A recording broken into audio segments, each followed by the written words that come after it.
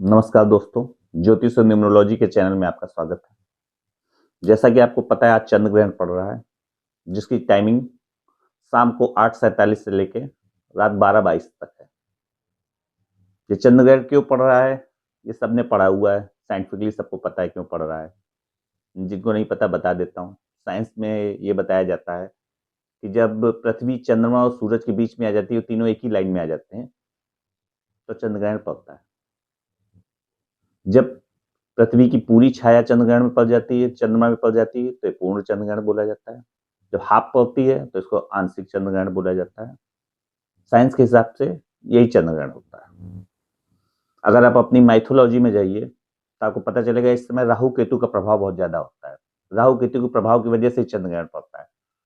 जब आप थोड़ा और इसमें डीप स्टडी करेंगे तो आपको पता चलेगा जब ब्रह्मा जी अमृत का वितरण कर रहे थे देवताओं और राक्षसों में, तो एक राक्षस देवता का रूप बनाकर उसमें बैठ गया, जिसकी चुगली चंद्रमा और सूर्य ने की विष्णु भगवान से, जिससे विष्णु भगवान ने उसकी गर्दन काट दी और वो दो भागों में बट गया। लेकिन चूंकि अमृत पी चुका था इसलिए पूरी तरह खत्म नहीं हुआ। उन्हीं को राहु केतु बोलते हैं और बाद में उन्हीं को नवग्रह में जगह दी गई और एज ए पनिशमेंट उनको ये पावर दी गई कि भाई तुम्हारी चुगली चंद्रमा और सूर्य ने की थी, इसलिए तुम इन पे चंद्रग्रहण और सूर्य ग्रहण लगा सकते हो। माइथोलॉजी ये बोलती।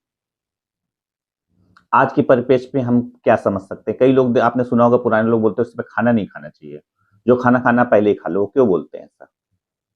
जो पुराने लोग हैं उनका मानना था कि इस समय कई कॉस्मिक रेजेस होती हैं और राहु और सूर्य और चंद्र की जो स्थिति होती है वो गड़बड़ होती है, जो हमारे मनोदिशा, हमारे खाने पीने सब में वो दिक्कत देती है। इसलिए हमें उसमें खाना नहीं खाना चाहिए। हमारे खाने में के बैक्टीरिया जाते हैं, इसलिए नहीं खाना चाहिए।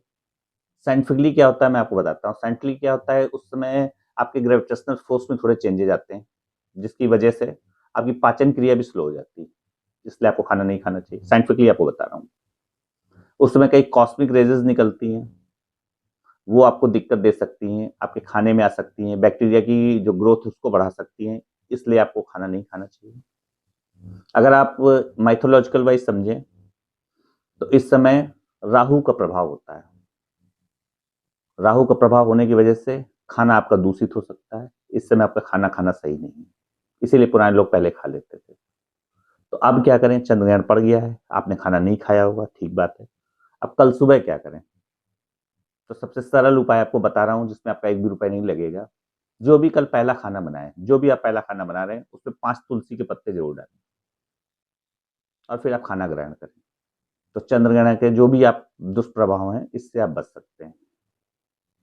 साइंस अलग कहती है, मैथोलॉजी अलग कहती है।